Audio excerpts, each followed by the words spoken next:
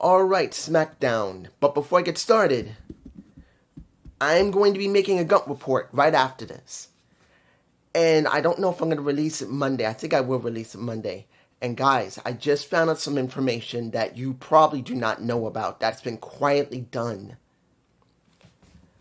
There's something going on with TKO Group Holdings and Endeavor that you probably don't know about because I don't think Alex, JD, Solomons, or anyone is talking about it.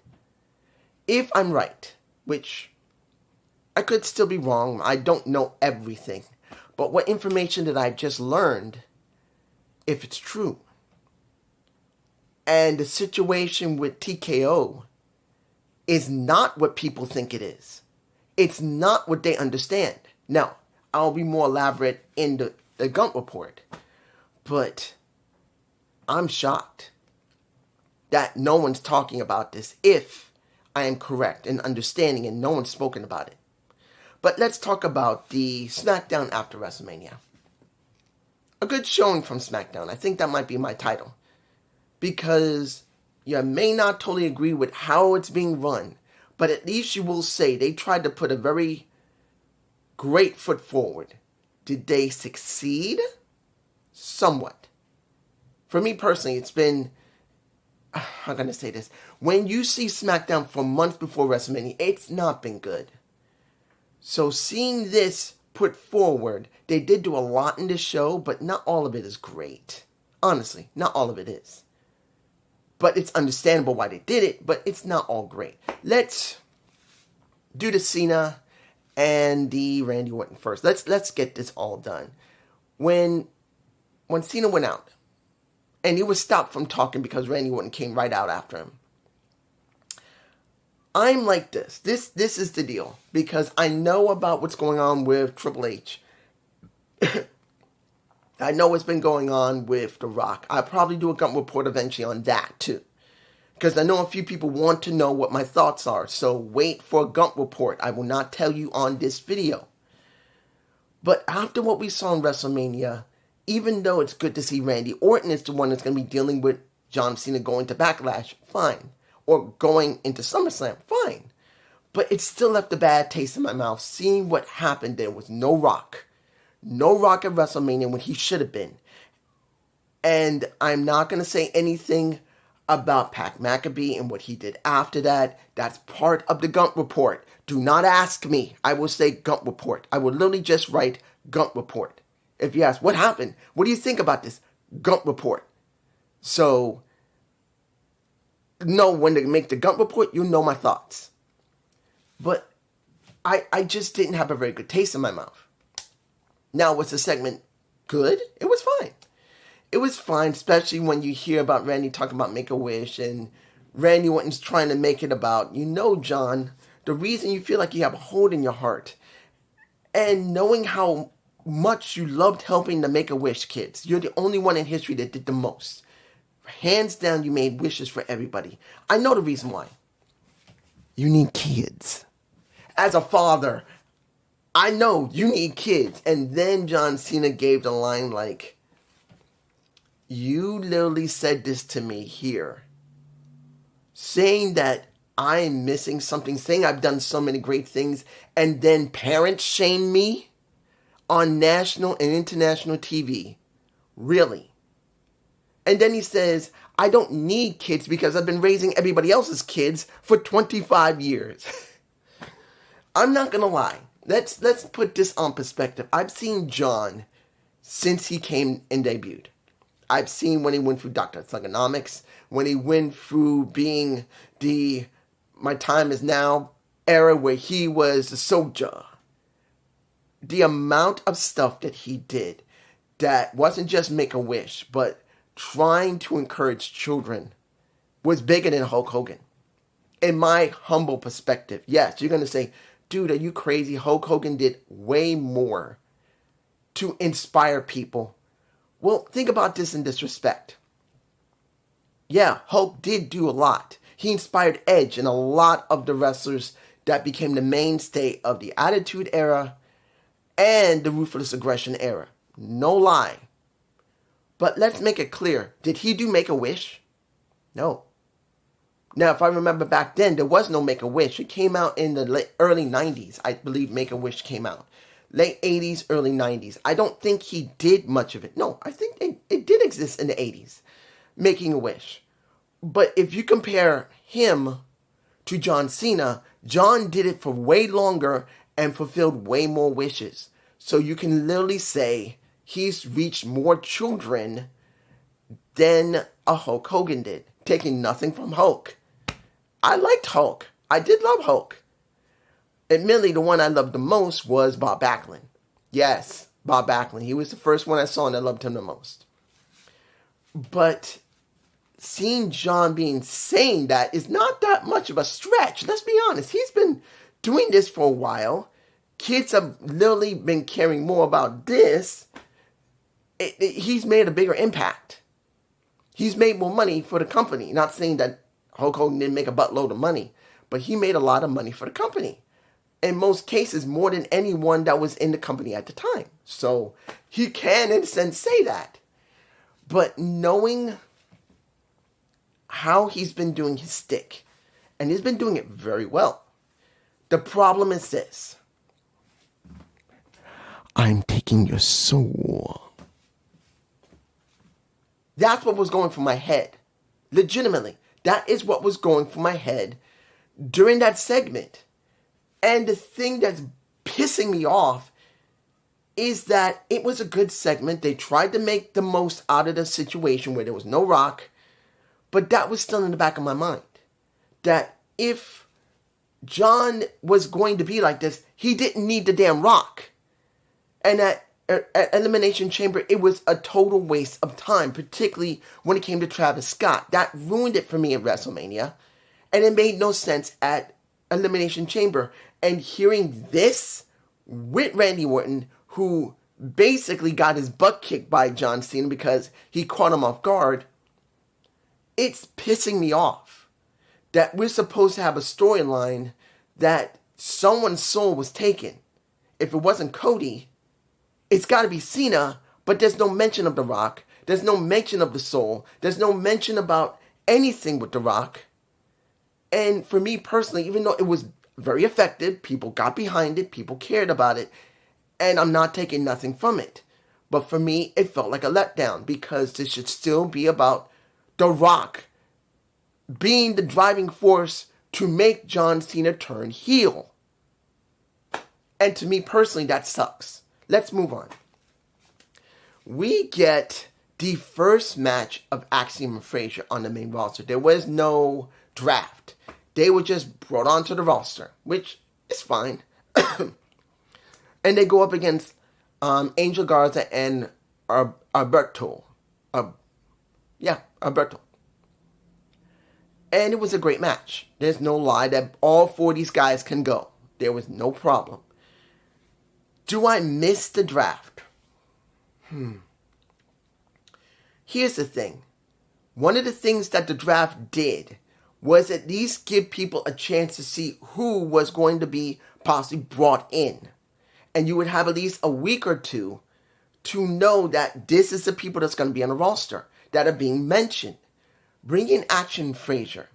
And yes, Frazier had appeared on Raw. And Axiom had appeared, I believe, on SmackDown. The problem here is this.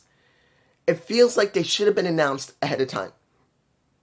Like this should have been when they're going to announce people that's going to be coming to the roster. And with Axiom and Frazier, I truly believe they deserve to at least be announced at least a week or two ahead of time. That they'll be showing up. And at least give people a chance who are on the main roster who doesn't watch NXT a chance to know, okay, this is Axiom and Frazier. Cool. I'm going to get to know them. I'm going to get to see them. But we didn't get that. So it kind of felt like it was a little deflated for me personally because they should have had at least a week or two of a build. At least a week or two of being announced that they're coming to the roster, that we will be seeing them because they've been signed to SmackDown. No. It was just a match. Fine. That's it. Now, what did we get? Tiffy time. I'm like, Look, I like Tiffany Stratton. I didn't think she did that bad in NXT, and I didn't think she was 100% bad on the main roster. She has not been bad. But when you looked at that WrestleMania match, if you watched it, and I did a review of it, I'm sorry. That match was trash. Now, mind you, as I said, there was a reason. Someone didn't want to work with somebody. And that was Charlotte not really wanting to work with Tiffany. There was no chemistry, and I don't believe it was just because they just weren't very good together. I truly believe that one person was not interested in having the job, and that was pretty much Charlotte. And she did a half-assed job through the beginning, the most to near the middle, no, actually, the beginning and the middle of that match. Nearing the end, finally she said to herself, okay, I gotta at least make this look somewhat good. Because this little bitch is actually better than me. And understand, I'm not telling you Tiffany Stratton is like here. Tiffany Stratton is here. Charlotte, everyone believes Charlotte is here. Charlotte is here. I don't care what you guys think. If you look at the body of work that she's done, she's only worked with 4 women that got her massive amount of titles. Asuka, Sasha, Becky, Bayley. That is the only women she's worked with that she looked great with that didn't need to be put over. That's the truth. And I'm sure you're going to say, what about Rhea Ripley? Rhea Ripley was buried by Charlotte for almost a year and a half, near 2. I don't care what you say. Charlotte didn't build up Ripley. She didn't help Ripley. She didn't build up Naomi. There was a point when they matched one another in 2016. Charlotte wrestled Naomi in a bad match. It didn't look like they had chemistry at all. And what happened? For 4 straight years. No, 5 straight years. Neither one of them, not 15, 17, I'm sorry, 2017. Neither one of them worked together until finally Naomi was, before she left to go to Impact Wrestling. She's never put anyone over that wasn't the main 4 women, main 3 women, and Asuka. That's it. So she didn't look great. But then we get a decision. Someone decided to put Tiffany to talk with Jade Cargill. Way too soon. Way too soon. And I'm like, oh man, why did they give Jade this moment? Not saying Jade can't talk or Tiffany can't talk.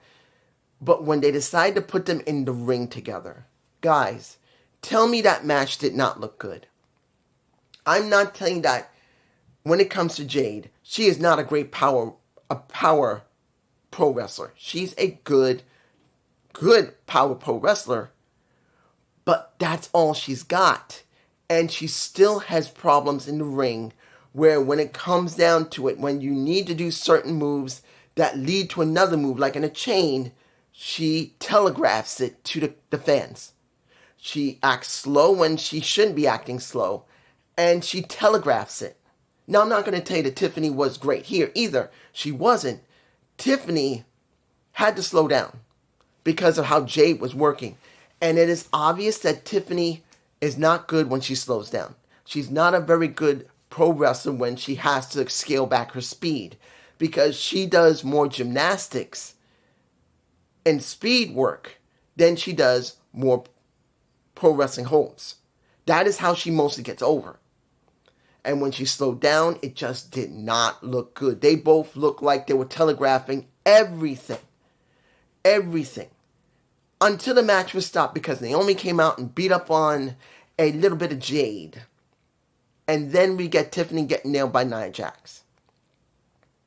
Let me give it to you like this. Did I think it was effective? Yes. But did I feel anything from it? No. Yes, you're going to have 2 storylines. You're going to have now Jade still dealing with Naomi, which Naomi will not get anywhere.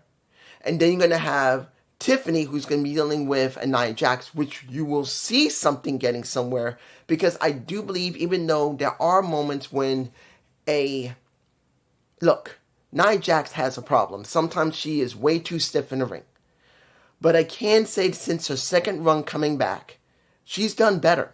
So I do believe Nia is going to be able to help Tiffany and get her over much better. But when you look at Jade and look at Naomi, I am not seeing that. Not because Jade will not get it done, but it's exactly what I've been saying since Naomi came back. There's only one thing Naomi's been doing, and that's been putting over everyone else. She's done nothing. Nothing. Just because she's been in the main title picture where she could go after a title does not mean this was her focus. They literally have done nothing with her other than put other people over. What has she done? She's helped Tiffany. She's helped Chelsea Green. She's helped Bayley. Now she's working with Jade. She was literally working with Bianca when Jade went away for a while to recover and after getting injured, I believe. Legitimately had an injury. And now she's gone to work with Jade, which is going to get Jade over. But what does that give Naomi?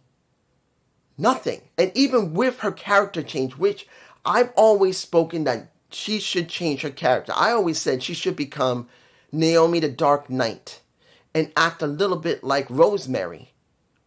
And she's acting crazy now. She's acting kind of like what I stated, which is great, but that doesn't mean she's going to get anywhere. So it sucks. It sucks. Moving on. Next match. The match that only was for one reason. And I'm going to combine not only this match, but also what happened with The Miz. I will. U.S. Championship. Zelina Vega versus Chelsea Green with... I don't know why they called it Special Hungus. Hergus. Why? Why did they come up with that name? Excuse me. Guys, there's only one reason why she won that title. Now, let me make this clear. I actually like Zelina Vega. I liked her when she was in Impact Wrestling, TNA. I still like her here. But she's never been built correctly. She had a moment in Puerto Rico when she went up against Rhea Ripley. And even though it was not one of the best matches Rhea had, it was a good showing by Zelina Vega. And I'm not taking nothing from her. She's always been known to be a great manager. And when it's time to do a little bit of lucha, she looks great doing it. But when you don't build her correctly, like they've been building her here, where she got a count-out win, she finally got a win, I don't feel it. It doesn't feel important. And then we get this match. And it wasn't one of the best matches I saw from Zelina or Chelsea Green. It was okay. But she won. Zelina Vega is now the current U.S. champion. Now, let me give you two like this. Did I ever believe Zelina Vega was going to ever win that main title? No. But knowing that she's won the U.S. title, I'm perfectly fine with it. Now, I'm sure people are going to say, dude, why are you going to have Zelina Vega win that damn thing? Because she's not going to be very special. She's not going to hold it for very long. And it's like a waste of time. You're making her a transitional champion. Yes. She may keep it for a couple of months, and she will probably be a transitional champion. Yes. But does she deserve that damn title after being on the roster for so long and then getting fired by Vince and then rehired? Just to know that when she got rehired, her husband is now fired and having to wait until finally he comes back. Yes, she kind of deserves it. After all this time, after being a good soldier for the company, then pretty much getting fired, then being allowed to come back, but then her husband fired without her knowing, where her heart is broken. And then since then, she's been in not very good storylines. She hasn't really been doing much until now. Well, until Rhea Ripley and until now. So do I believe she can make something of this? Yes. While she holds the title, which is going to be transitional, which that's what I believe, and there's nothing wrong with it, you can still do a lot as a transitional champion. You can. I want to make this clear. She could do some good work, even if it's not in the ring. She can still do promos in the back. She can do some type of story. She can. But I know people are not going to be fond of her being champ because they're going to, why did Chelsea Green have to drop it?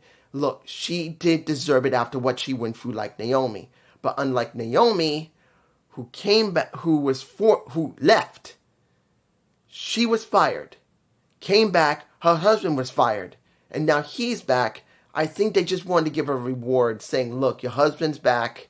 We're going to give you the U.S. Championship while your husband's here. You've earned it because you've been loyal to us. You went through a lot. Here you go. There. That's what I think is generally what it could be. Now, LA Knight versus a Drew McIntyre. #1 contenders match. If whoever wins gets that title shot. We didn't get that. We got a good match, though. We got a good match between the two. Yes, we did. There's no way we didn't get something. We know that Drew can do well. We also know that LA can do well. When the beginning segment, when they were talking, because we had Jacob Fatu come out, along with Solo, putting them over, and let's make this very clear. We know where this is going with Jacob and Solo. When you see Solo saying that the only reason Jacob is champion is because I brought him in, instead of just sticking to, he's my family. Everybody in my family didn't trust him, but I did, and I brought him in. If he had stuck with that, there wouldn't be any feud, but there had to be a feud because it's obvious that Jacob is going to feud with Solo. And Jacob made it very clear. I told you I was going to win this. I told you I would. And he's looking straight at Solo, not addressing the people at first. He's looking at Solo, making it clear. I told you I was going to win. I was going to make this happen. And you better be on board the way I do things, not the way you do things. Either put up and do what I say, or shut the fuck up and get the hell out of my way. That is the way he was kind of putting it without getting that vulgar. Then we get LA and Drew coming out. Let's make it very clear. LA is a great talker. Let's make it very clear. You got LA Knight, and to be honest, you got a Jacob Fatu who's just below him. And then you get Drew, and then you get Solo. That's the way it looked like in that ring. You got LA, who just knows how to make it sound good. Then you got Jacob Fatu, who surprisingly is a very good talker. Remember, I've seen him in MLW, even though I didn't do many reviews of it. I know the man can talk. I even saw his documentary talking about what happened to him, how his life was really a big mess until he went into pro wrestling, that he was gangbanging, kind of like what happened with Rikishi, who almost died.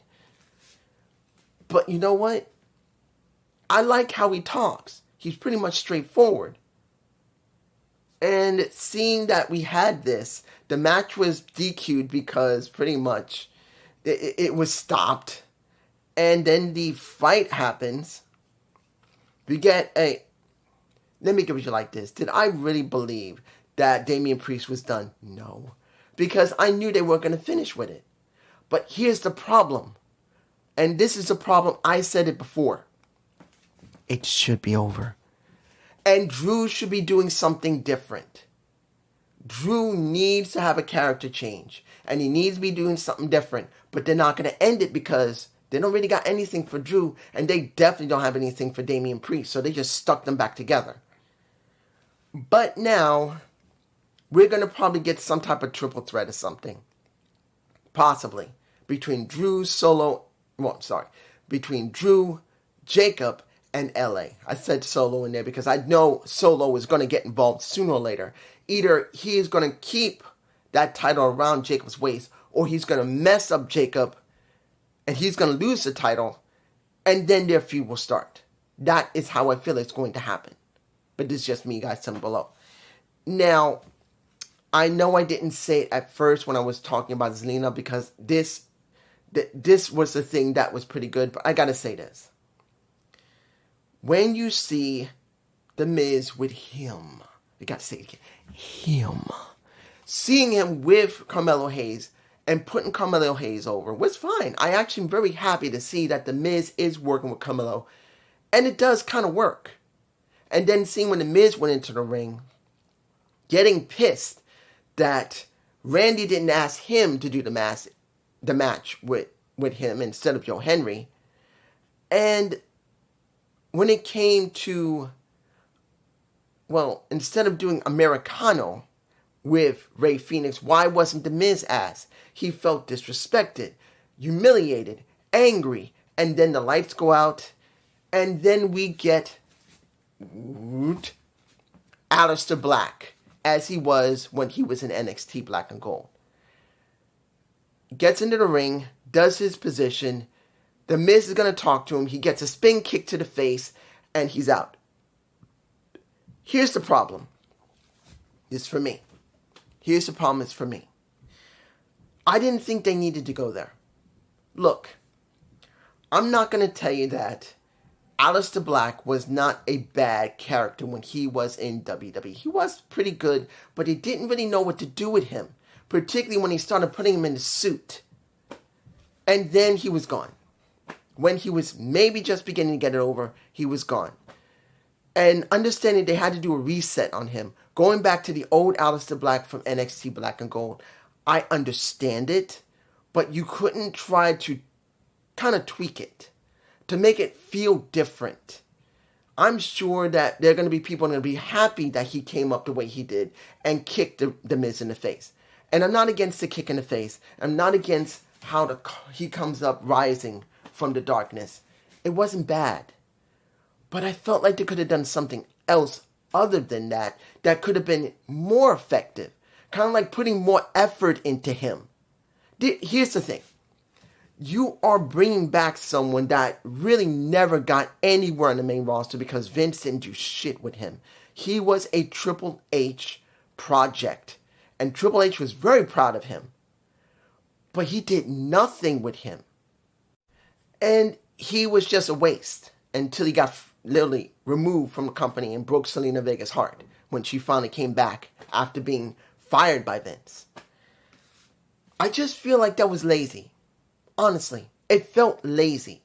Now, I'm not telling you that it was bad. I know people are going to love seeing him doing what he did and how he came out of the darkness. Fine. But couldn't you have given him something more than just resetting him back to, 2016 or 17 or 18 Aleister Black before you made him start wearing a suit and tried to repackage him? Couldn't you have done more with him? That's what I'm saying. That's just me. Final match. We got... Oh, almost forgot. Bianca Belair has a broken finger. She is out. She has a broken... I think it's on her right hand. And it was either this finger or this finger that was broken. Her rest of her hand was wrapped. She is out. She is not going to be wrestling for a while. Until her hand recovers, she is done for a little while. And that kind of goes along with what we got here in this ladder match for the tag division. We got Motor City Machine Guns, we got DIY, and we got the tag champs, the Street Profits. This was a 120 mile per hour spot fest. That's what it was. It was a spot fest and a half. And I'm not telling you it was bad either. It was a good ladder match. It was. Admittedly, when it comes to Chris Sabin doesn't oversell any type of injuries he gets, but Alex Shelley does. There was one point where Alex Shelley, supposedly when Montez Ford did the helo over the ring, one of the ring posts to nail everybody, he's going like this, like, he didn't break his arm, but he oversold it, like he did when Angelo Dawkins did his helo as well. And he likes to oversell things. That is just how Alex Shelley is. No, and Alex Shelley. Not Chris Sabin. Alex just likes to oversell things a little too much sometimes. And that's just me. He's a great wrestler. I do like it, but I always like it when he doesn't overdo taking the offense of somebody else. Sometimes he just oversells too much, and it just looks really forced. But other than that, the show was good. It was a good wrestling, good ladder match, and the Street Profits retained. Now, the most interesting thing there, two things. One, we got a clean-shaven Ciampa. He looks so different without his beard and mustache. He looks so strange. Tommaso Ciampa needed to keep that damn... He could have had it short, but he chose to shave the entire thing off. And I'm like, he looks weird. But the other thing, one person shined the most out of the entire match. One person. And you probably know who it is. And that was Montez Ford. I know he's a tag team specialist. That is what he is. But the amount of charisma that he has and the ability he has in that ring, I truly believe that there's going to be a point where they're going to have to break him up with Angelo Dawkins. That I truly believe this. That one day he must be a singles competitor on his own and be allowed to get a tag, not a tag title, but a major title in WWE. It's the right thing to do. He really does need to be on his own eventually. Because the amount of, not just how athletic he is, the charisma that he has, it is obvious. He has so much charisma, so much flair, and the way he works the ring when he does work the ring. He does sell pretty well. And he does do his work pretty well. And I truly believe there's going to be a day when he will be on his own. And I will be waiting for that day because I want to see what he can do. This was a good beginning for SmackDown. That might be the good name. But it's just me. Peace. No, I will be doing my gun report. I'm going to turn this camera off. I'm going to film it immediately after this. It should be up in a couple of days. Watch for it. Peace.